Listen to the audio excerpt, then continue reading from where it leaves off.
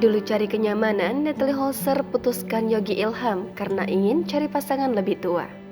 Baru-baru ini, hubungan Natalie Holzer dan Yogi Ilham dikabarkan kandas. Menurut pengakuan Yogi, ibu anak satu tersebut menginginkan pria yang lebih tua sebagai pasangan. Sementara usia Yogi jauh di bawah Natalie Holzer. Demikian dikutip dari akun TikTok @fiza_munggah_ratu pada Selasa 26 September kemarin.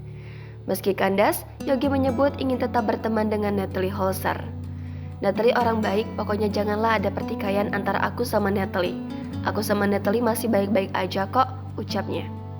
Yang jelas, selama pacaran, Yogi sangat menikmati kebersamaannya dengan Natalie. Ia menganggap itu sebagai bagian dari perjalanan hidup yang menyenangkan.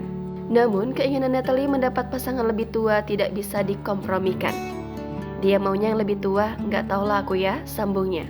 Yogi pribadi tak peduli dengan usia dalam menjalin asmara. Kalau Allah ngasih jodoh, aku usianya lebih tua di atas aku, lebih muda dari aku, ya itu udah jodohnya gitu, terang Yogi dikutip dari Seripoku. Sontak saja, putusnya hubungan asmara Yogi dan Natalie Holzer menuai reaksi netizen. Ada yang berharap keduanya balikan. Tak sedikit pula netizen yang menduga hubungan mereka sebatas gimmick dan kontraknya sudah selesai. Seperti diketahui sebelumnya, netizen sempat membanding-bandingkan Yogi Ilham dengan komedian Sule, mantan suami Natalie Holzer. Ia dibanding-bandingkan setelah hubungannya dengan Natalie Holzer mengemuka. Kala itu, Natalie angkat bicara. Ia meminta netizen untuk tidak membanding-bandingkannya.